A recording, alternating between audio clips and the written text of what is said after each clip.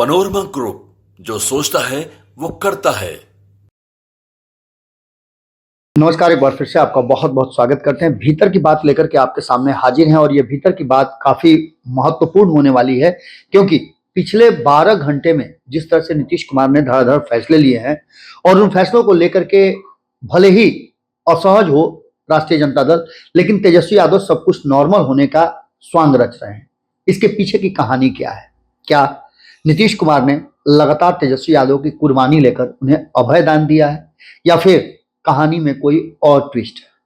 अब इस कहानी को हम लेकर के चलते हैं और भीतर की बात में आपको बताते हैं कि इस कहानी के पीछे की पूरी जो सच्चाई है, या इसके पीछे नीतीश कुमार की प्लानिंग का क्या हो सकता है, पूरा का पूरा स्ट्रक्चर।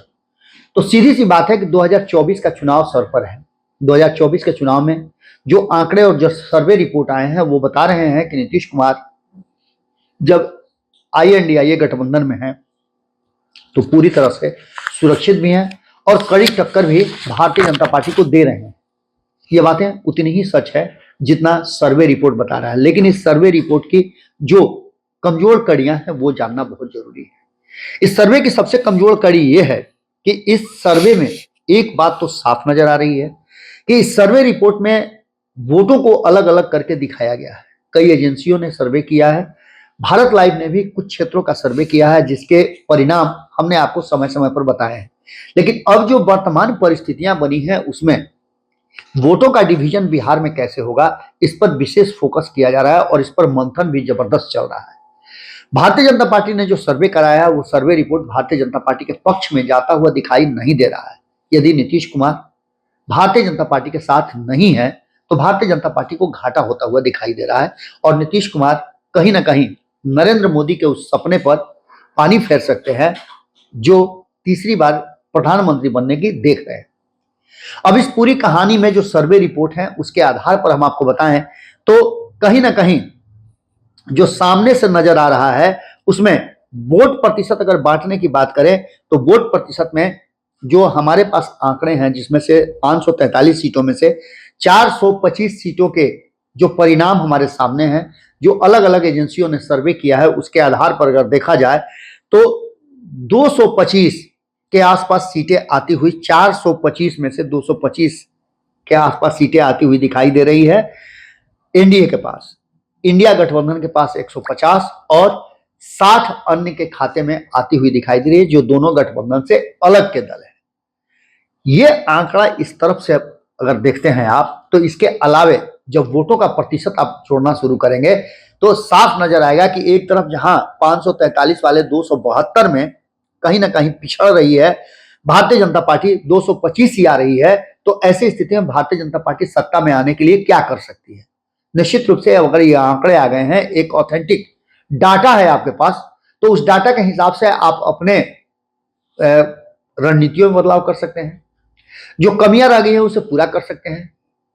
जहां पर आपको और ज्यादा प्रयास करने की जरूरत है वो कर सकते हैं और उस प्रयास में नीतीश कुमार कहीं ना कहीं आते हैं, क्योंकि अगर बिहार की 40 सीटों की बात करें तो वोटों का प्रतिशत जो एनडीए का है, एनडीए के घटक दलों का है, वो 35% नजर आ रहा है। एनडीए में बीजेपी 35%, आरजेडी का 19%, जेडीयू 17%, कांग्रेस 8%, एलजेपीआर 7% और अन्य के खाते में 14 से 15% जाता हुआ दिखाई दे रहा है। अब इस 35% में 17 और 19 को जोड़ दिए तो ये हो जाता है 36%। अब 36% और 35% के बीच में जो लड़ाई है उसमें कांग्रेस का 8% जोड़ दीजिए तो 36% में 8% जोड़ने के बाद ये आंकड़ा बढ़ जाता है, लेकिन वहीं एलजेपी का 7% भी उड़ता है और अन्य के खाते में भी है। इसका मतलब है कि ये लड़ाई बहुत टाइट। ये लड़ाई 2022 में जब नीतीश कुमार एनडीए से महागठबंधन की तरफ आए थे तब भी उतनी ही टफ थी जितना अब INDIA गठबंधन बना करके नीतीश कुमार दे सकते हैं। लेकिन इसमें बहुत सारी ऐसी बातें हैं जिसको लेकर के भी चर्चाएं चल रही हैं। इसको दूसरे पहलू में अगर देखते हैं आप तो नीतीश कुमार यदि INDIA गठबंधन में रहते हैं तो वोटों का डिस्ट्रीब्यूशन कैसे होगा? तो यादव समाज जो 14.27% है, यानी 14.5% के आसपास है, वो एनडीए को अगर बहुत ज्यादा वोट करेगा तो 15% वोट करेगा।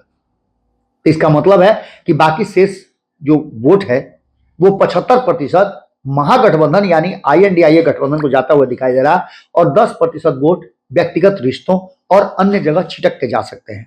कुशवाहा समाज की बात करें तो कुशवाहा समाज में कहीं ना कहीं आज भी नीतीश कुमार का वो वर्चस्व जारी है। कुशवाहा समाज पूरी तरह से खुल करके इधर नहीं आया है। हालांकि सम्राट चौधरी उपेंद्र कुशवाहा ने बहुत प्रयास किया है, लेकिन कुशवाहा समाज का ये 4% वोट है, उसमें से 42% वोट अभी जो वर्तमान है 42 से 45% वोट वो एनडीए की तरफ यानी भारतीय जनता पार्टी की तरफ शिफ्ट होता हुआ दिखाई दे रहा है। यदि नीतीश कुमार एनडीए का हिस्सा नहीं है, उपेंद्र कुशवाहा है, सम्राट चौधरी हैं, तो ऐसी स्थिति में ये वोट 42 से 45% होता है, तो वहीं 47% के आसपास यानी कि 46%, 47% से 50% तक के अभी भी वोट ये INDIA गठबंधन की तरफ शिफ्ट करा सकते हैं नीतीश कुमार। इसमें 11% वोट जो है 10 से 11% वोट अन्य के खाते में भी जाता हुआ दिखाई दे रहा है। सबसे बड़ा ट्विस्ट है कुर्मी समाज का। कुर्मी समाज पूरी तरह से एनडीए को खारिज करता है अगर नीतीश कुमार एनडीए के साथ नहीं है। कुर्मी समाज एक मुश्त वोट देता है 81% INDIA गठबंधन को, और नीतीश कुमार ये बात अच्छी तरह से जानते हैं जो वर्तमान परिस्थितियां बनी है उसके आधार पर। यानी नीतीश कुमार सीटों की संख्या भले ही बहुत अधिक नहीं ला पाए, लेकिन वोटों को डैमेज करने और एनडीए को सत्ता से दूर रखने का जुगाड़ जरूर कर सकते हैं। ऐसी स्थिति में कुर्मी समाज जो है वो 10% अन्य के खाते में भी जा सकता है, जिसमें छोटी छोटी पार्टियां हैं, आपको पता ही है। व्यक्तिगत रिश्तों के आधार पर भी कई जगह वोट होते हैं। इसके बाद मुस्लिम समाज की बात करें तो ये पूरी तरह से डेडिकेटेड है INDIA गठबंधन और AIMIM की तरफ। हालांकि ये लोकसभा का चुनाव है, तो ऐसी स्थिति में इनका सीधा रुझान INDIA गठबंधन की तरफ होगा, क्योंकि INDIA गठबंधन ही एनडीए गठबंधन यानी भारतीय जनता पार्टी को सत्ता से दूर रख सकती है। ऐसी स्थिति में मुस्लिम समाज 2% भारतीय जनता पार्टी को भी वोट दे सकता है, तो वहीं 88% वोट जो है वो जाता हुआ दिखाई दे रहा है सीधे INDIA गठबंधन में, और 10% वोट अन्य के खाते में जाता हुआ दिखाई दे रहा है।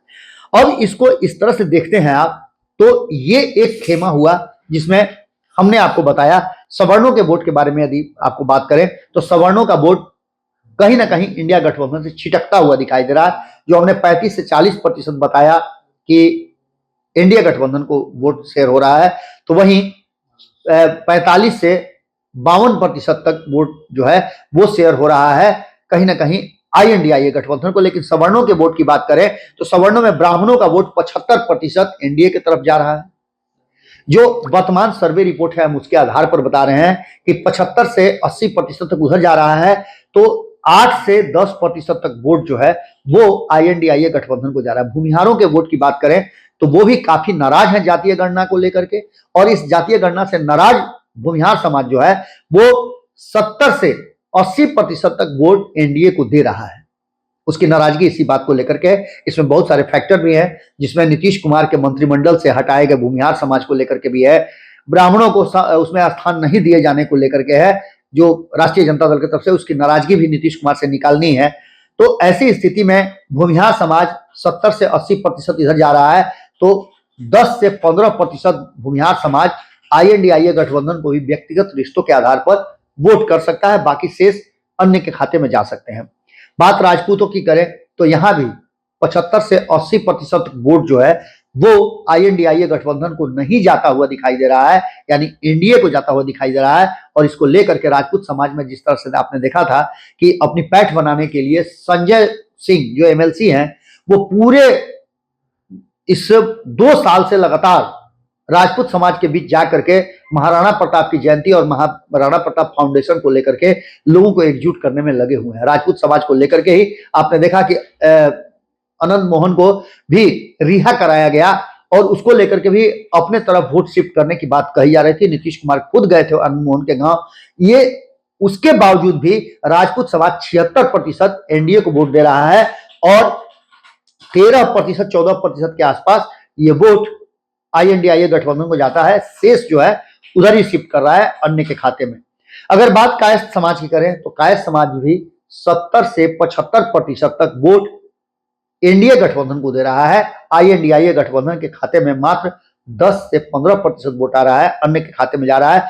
अगर वैश्य की बात करें तो वैश्य समाज भी 81%, जो कि कहा जाता है कोर वोटर है एनडीए का, भारतीय जनता पार्टी का, वो 80 से 85% वोट कर रहा है। तो बाकी के 10 से 15% वोट आईएनडीआईए गठबंधन को जा। इसके अलावे अगर हम दलित समाज की बात करें तो दलित समाज भी पूरी तरह से एकजुट हो रहा है और एक कुनबे में बट करके वो एकजुट होता नजर आ रहा है। और इसको लेकर के एनडीए यानी भारतीय जनता पार्टी जो है जिसकी अगुवाई में ये एनडीए गठबंधन चल रहा है, उसके अध्यक्ष हैं अमित शाह, वो दलित वोटरों को अपने तरफ बचा करके बना करके रखने के लिए एक नया जो आइडिया लेकर के आए हैं, उस आइडिया में एक तरफ जहां चिराग पासवान नजर आ रहे हैं, वहीं जीतन राम मांझी भी नजर आ रहे हैं, पशुपति कुमार पारस भी नजर आ रहे हैं। यानी ये वोट अपने तरफ शिफ्ट करने की पूरी तैयारी है। तो वहीं आपने देखा कि जनक चमार भी इसमें है। ये अलग अलग अगर देखा जाए दलित समाज की बात, तो पासवान का वोट जो है वो एनडीए को 70 से 80% के बीच जा सकता है।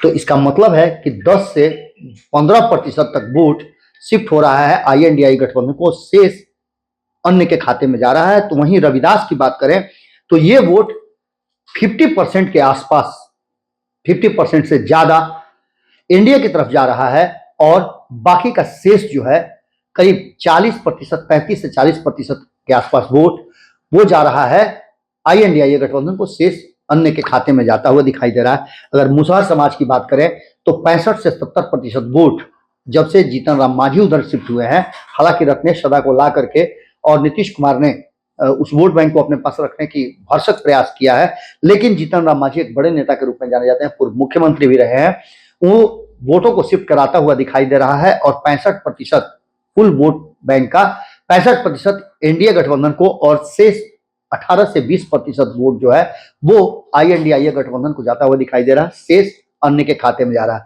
अब ये पूरी कहानी हमने आपको इसलिए बताई कि इस कहानी में एक सबसे बड़ा जो ट्विस्ट है वो ये है कि नीतीश कुमार लगातार कुर्बानी ले रहे हैं तेजस्वी यादव से, लेकिन उसका फायदा नजर नहीं आ रहा है।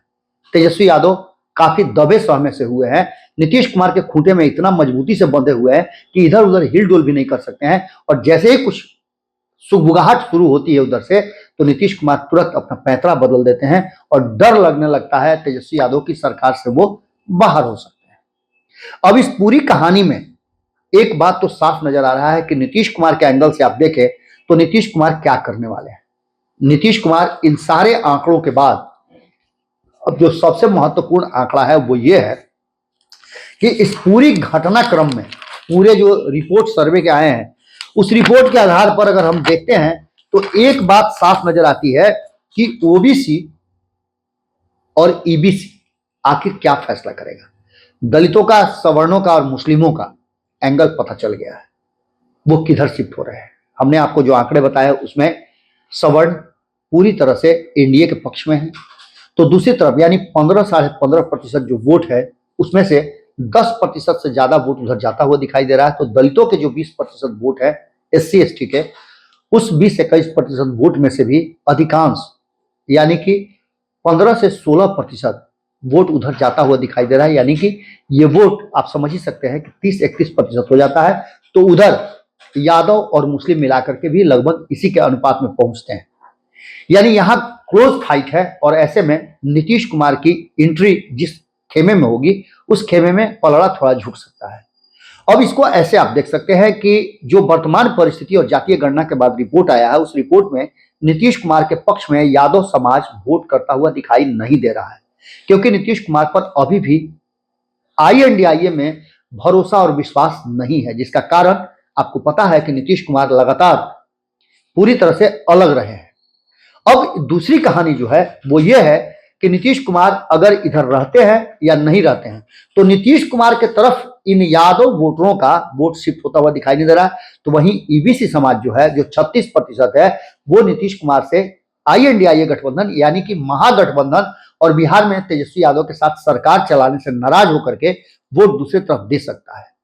कल ही आपको हमने बताया कि किस तरह से संतोष महतो ने नूनिया समाज सहित अन्य जो समाज हैं अति पिछड़ों के, कर्पूरी जयंती के पहले एक बड़ा कार्यक्रम आयोजित करके उन्होंने अपनी शक्ति का प्रदर्शन किया और ये दिखाने की कोशिश की कि अति पिछड़ा समाज जो है वो अपने लिए नेता खोजना शुरू कर चुका है, और नेता कौन होगा अभी ये चुनाव के से पहले पता चल जाएगा। संतोष महतो भी एक बड़े नेता के रूप में सामने आ गए हैं, और यहाँ तक कि जिस तरह का कल माहौल नजर आया, ये बात समझ में आने लगी कि संतोष महतो उम्मीदवारी भी अपनी तय कर चुके हैं और जनसुराज उनको सपोर्ट करने के लिए भी तैयार है। तो ऐसी स्थिति में ओबीसी का वोट जो है वो या गैर यादवों का अगर नहीं जा रहा है तो बाकी के लोगों का भी वोट जाता हुआ दिखाई नहीं दे रहा। हमने आपको बताया कि किस तरह से कुशवाहा और कुर्मी समाज नीतीश कुमार को लेकर के अपनी रणनीतियां बना रहा है। अब इन सारी बातों के साथ साथ एक बात तो तय मान के चलिए कि अगर नीतीश कुमार INDIA गठबंधन से स्विच करके एनडीए गठबंधन में आ जाते हैं तो उनका वोट बैंक भी बरकरार रहेगा और उनकी सीटें भी पहले के तुलना में बेहतर रिजल्ट दे सकती हैं। यानी जितनी भी सीटों पर लड़ेंगे उसमें वोट प्रतिशत जो एनडीए का है वो नीतीश कुमार की तरफ शिफ्ट होता हुआ दिखाई दे रहा है। तो ऐसी स्थिति में ये बात साफ कही जा सकती है कि नीतीश कुमार सिर्फ और सिर्फ तेजस्वी यादव की कुर्बानी लेकर के कहीं ना कहीं एनडीए पर अपना दबाव बना रहे हैं, और कहानी कुछ और लिखी जा रही है। अब ये कहानी कब फ्लोर पे आएगी, क्योंकि आप समझ ही रहे हैं कि स्क्रिप्टिंग हो गई है, इसमें डबिंग हो गई है, सब कुछ हो गया है, बस सिर्फ इसे पर्दे पर आना है। और नीतीश कुमार कब लेकर के आते हैं ये देखना दिलचस्प होगा। इसके बाद बिहार की राजनीति में एक बड़ा परिवर्तन होता हुआ दिखाई दे रहा है। जुड़े रहिए भारत लाइव के साथ। बहुत बहुत धन्यवाद। नमस्कार। पनोरमा ग्रुप, जो सोचता है वो करता है। अगर ये वीडियो पसंद आई और वह बिहार के राजनीति और बिहारियत से सरोकार रखेनी तो सब्सक्राइब बटन दबा के चैनल के सब्सक्राइब कर ली। ओजे एगो घंटी बा, ओकरा बटन दबा देला से कुल सटीक और मारक खबर रुआ मुफ्त में मिल जाई। अगर रुआ पत्रकारिता के हमनी के नया प्रयोग में सहयोग कर चाहतानी तो ज्वाइन बटन दबा दी। पेटीएम नंबर नोट कर ली 9386816700। धन्यवाद।